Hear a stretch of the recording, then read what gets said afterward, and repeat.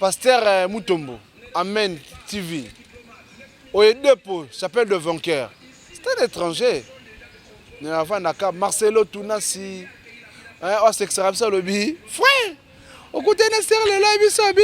Foutelanga nyongo ya $1000. Bolinganika le là après des jeux sur nyonga $1000. Yoka bi frère. Qui m'embango frère. Ta pasteur a comédien bon. Voilà. Oui, c'est que Sarabiso a comédien dans Sarabiso. Oui, voilà. On a vu que Serre a gagné. Ah, on a comédien. Oui, ça a comédien. Bon, vous avez un section sur le balai. Oh, c'est un peu moins imbi et Renyaka. Avec ce qu'on a fait. Avec moi, il y a 17 ans. Il y a ça quand on a eu. C'est non, béton. Non, béton. Et puis ça a ce que ça dit. Comédie, tout ça, c'est que ça a sauté. Alors, ça dit comédie. Alors, c'est la comédie. Comédie, tu vas aller sauver. Non. Ce qui s'est bandit, c'est dans ce sens-là. Mais c'est un serviteur d'équipe presse qui nous enseigne. Le révérend pasteur Tobi Mayuku. Aussi, mon pasteur Barouti Kasongo. Léonard. Aussi, Néma Sikatenda. Pasteur Gilles Bumba. Quand on a un aussi, le Kola Coutinho Fernando. Il y a la panne la vie. Peut-être na Kakenza, tu vas y aller. Peut-être na Sonia Rosala. Est-ce que va arranger? Alors c'est pas sérieux. Je ne suis pas là pour vous juger. C'est les dieux qui va vous juger. D'où vient sortir la discussion Nabino? Mais l'essentiel est à mon corps. Cherchez à vous ranger parce que Jésus-Christ il revient bientôt. Voilà, je vous prêche la parole de Dieu. Vous les serviteurs de Dieu, vous nous prêchez. Vous êtes dans le corps de Christ, les églises de réveil, qui dirige aujourd'hui, Général Soni Kafuta, Obzoto Yebi. Alors, c'est le moment de se repentir. Je commence à s'adresser à l'archibishop Albert Kankenza Mwanambo. Repentez-vous. Mettez dans tout la calme, la paix. Dodo Kamba, ce n'est pas ta poste. Reste dans ton église.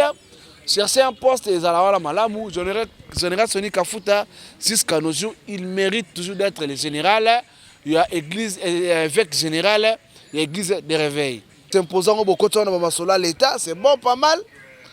C'est Albert Kankenza Mwanambo. Et un moment après, directement, après certains jours, qui frappe par Rotana, Mbalamo va vous le point de Passanini. Église de réveil, jamais na siège. Vous traitez tous vos problèmes en ligne. Vous traitez tous vos problèmes dans le téléphone, dans vos téléphones. Il faut beaucoup d'années une église XZ pour nous boyer. Oh Jean Bosco qui nous a sali boyer. Oh bravo Anna Yowana Mtaeki Koto me passe à la boyer. À la successeur il y a évêque, mais il y a général Soni Kafuta. T'as la raison de boyer. Fiasco. Fiasco.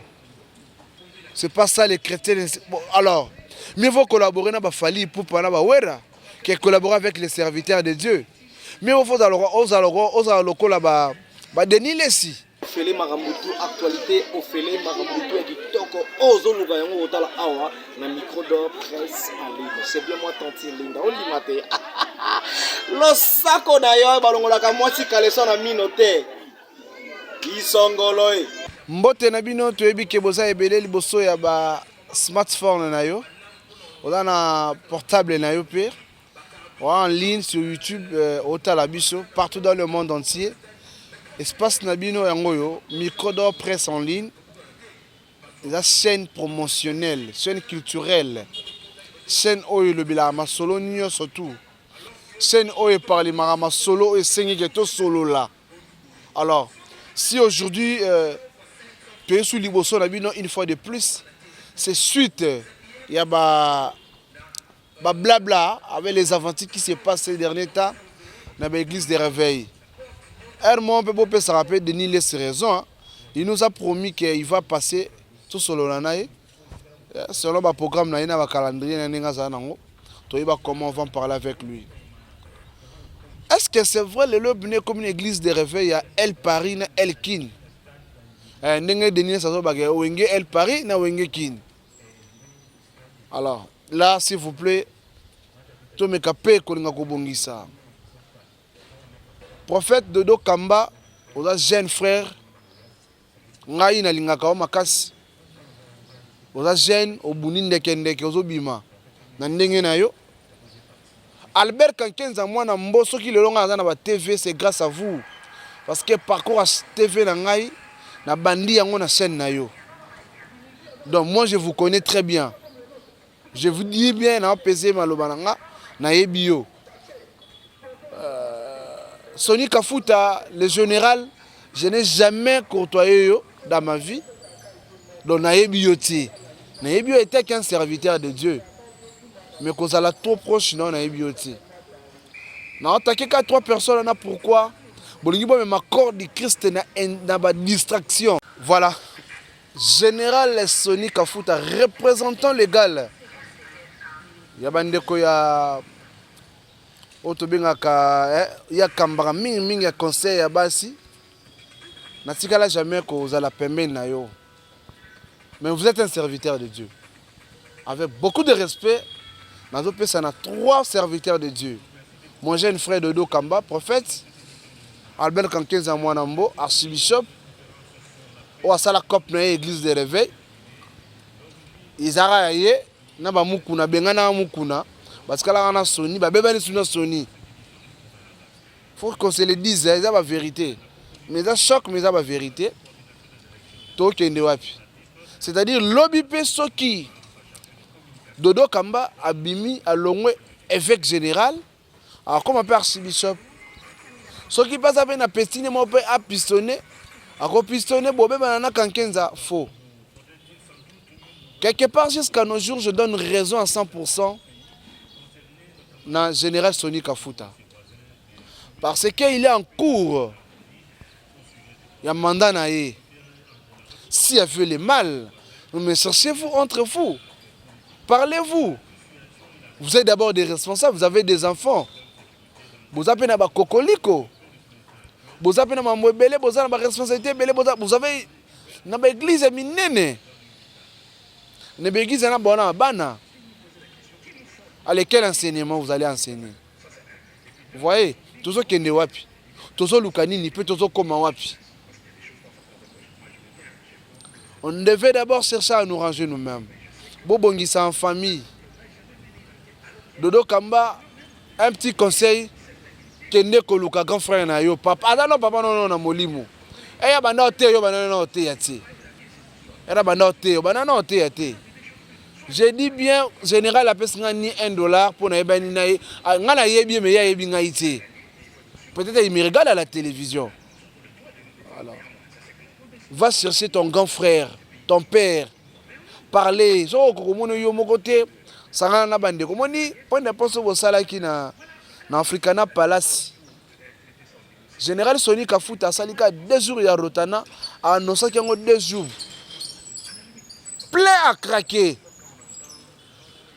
Mais botala ba dire bobimisa ki na Rotana. Botala pe ba propos au général Sony Kafuta bimisa ki pe na pardon ba dire bimaki na Africana Palace pour na bino ba église de réveil ya Dodo Kamba. Mais botala pe église de réveil au évêque général na bango pe Sony Kafuta na Rotana. Botala que maturité en payant aussi $1000 pour tromper l'opinion publique qu'elle était candidate, parce qu'on savait très bien que si on laisse Dodo seul, les choses ne marcheront pas. 4e preuve, 5e, 6e, je peux dire la dernière preuve, Dodo Kamba m'avait appelé, on avait parlé avec lui, mais il ne m'avait jamais dit qu'il y avait un problème de candidature. Je lui ai dit, dites aux gens qui ont convoqué l'assemblée où vous voudrez assister, qui m'envoie l'invitation, je vais venir à cette assemblée-là. Et la personne qui l'a envoyé, c'était Bishop Mapassa. Et le Bishop Mapassa, quand il est venu, il a commencé à me demander de négocier des postes. J'ai dit, je ne négocie pas des postes. Parce que je sais très bien que l'évêque général est en fonction. Et moi, je suis l'officiel. Parce que j'étais en fonction. Donc, toute cette preuve me donne la possibilité de confirmer que la main noire, c'est disons l'illégalité et l'irrégularité, c'est cela. Et au bout du compte, lui, Dodo Kamba, s'il avait été élu Comment est-ce que moi qui suis membre de l'église de l'éveil et fondateur, le texte c'est moi qui les ai rédigés, il sait très bien. Pourquoi est-ce qu'il n'a pas cherché ma présence? Je voudrais vous donner une de dernières preuves. Je suis allé à l'hôtel Africana.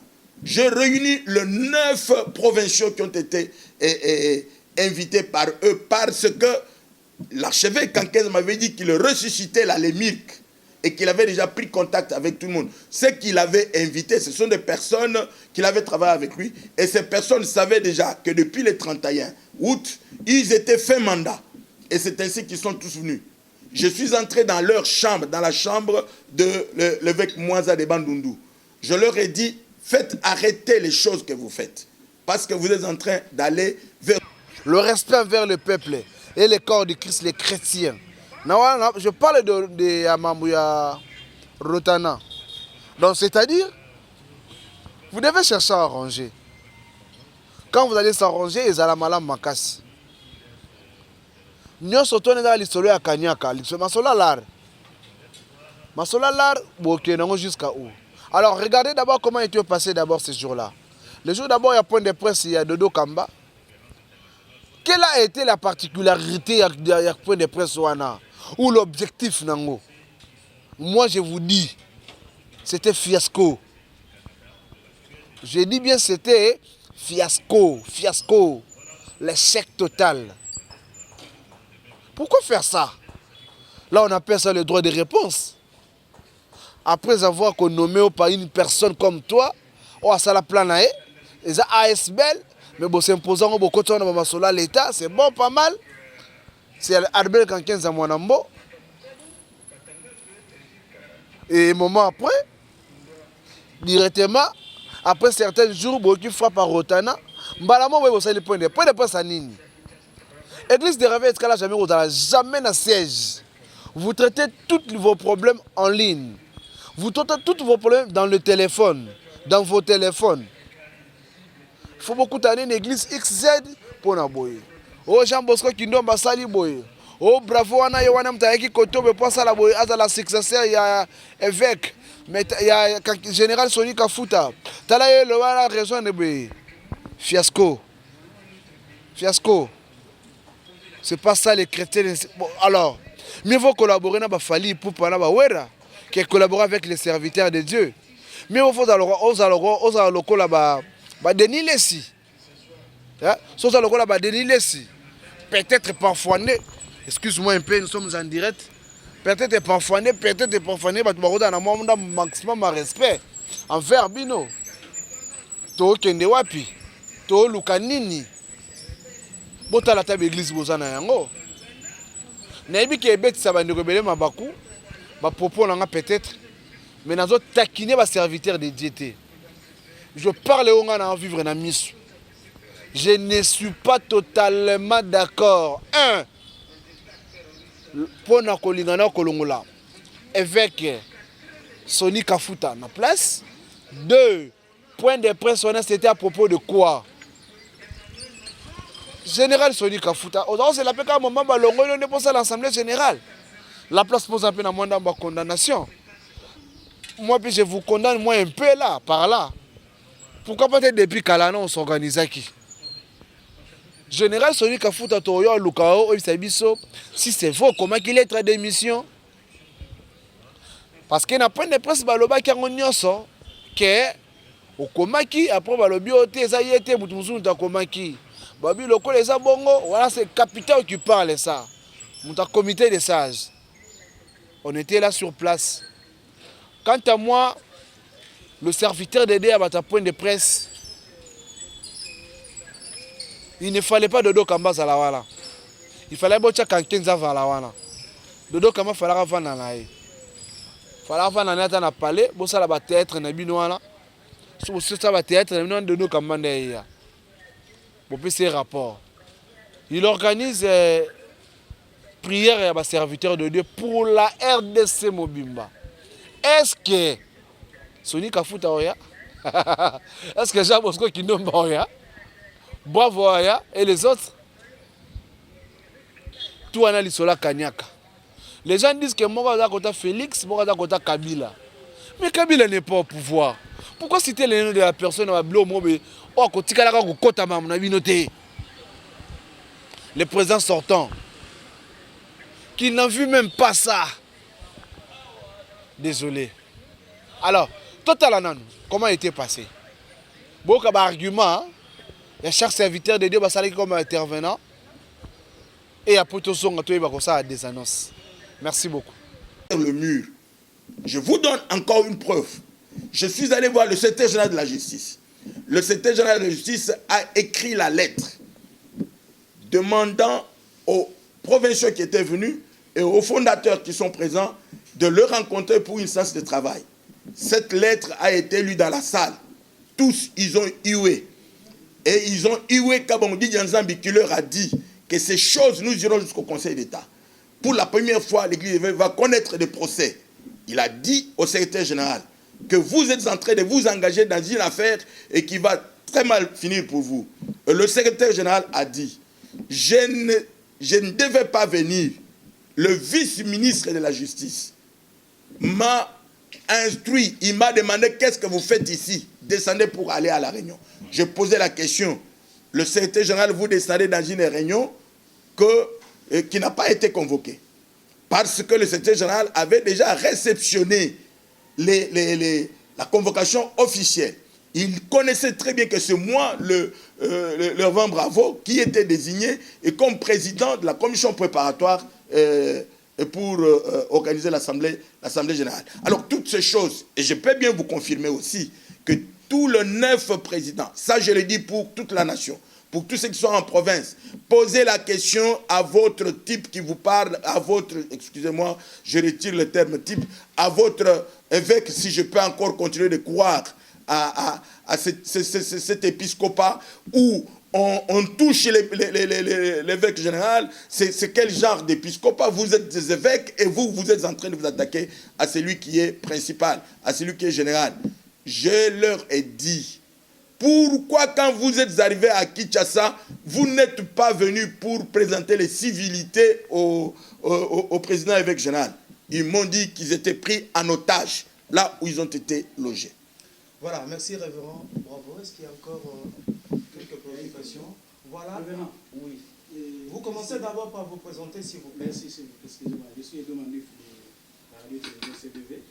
Quelle serait, d'après vous, sortie de cette crise en tant qu'enfant de Dieu? Parce que vous êtes tous des enfants de Dieu.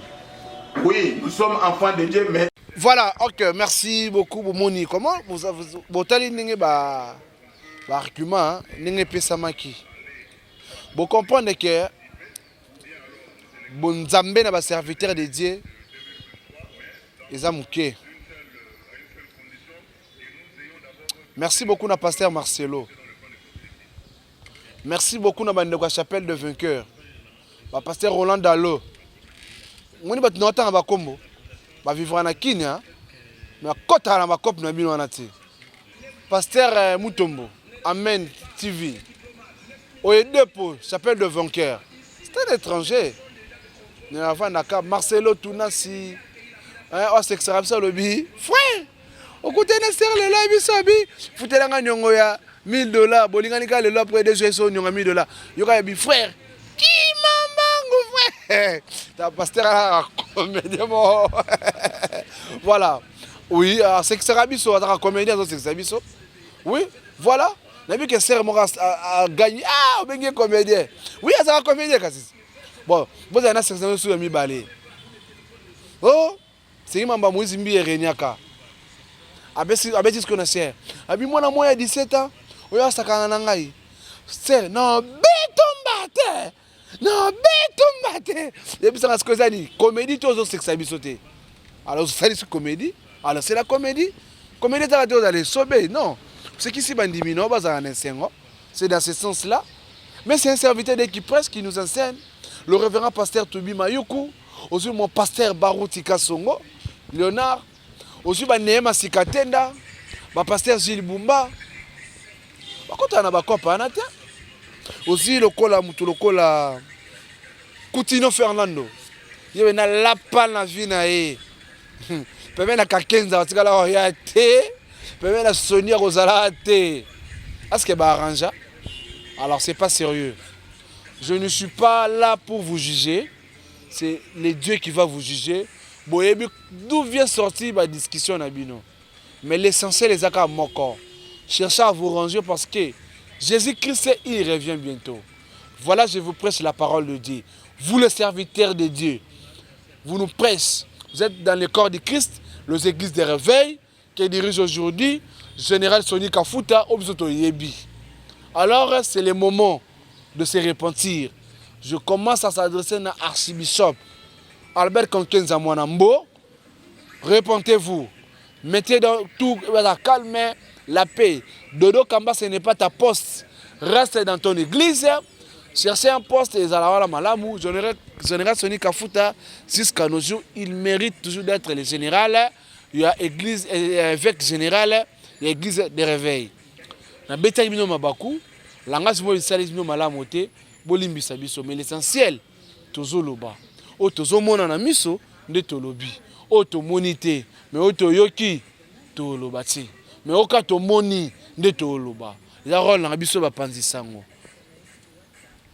Cameraman maka. Amoni moi vie. Air Turkish. Allez, bye. Le Mikodo, presse en ligne avec Moller Chingala. Tous s'abonner massivement. Ngavi de loin. Na s'abonner, na Mikodo, presse en ligne. Ah, Moller Chingala. C'est très amusant et très mignon. Et Moller Chingala aux fantastique. Siècle, c'est pas appareil. Ça s'est fait une année de plus. Joyeux anniversaire, Patricia Moavi. Patricia Moavi. Oumela, Simbanzete, Mona Bakoko, Nabakokoliko, Tambola monde entier. Mais yebaka Yesu, akozonga kalamingiti. Allez, Bumba Mabolongo na yo, bondela. Mais 10 minutes anniversaire Tindela Nengai. Merci beaucoup.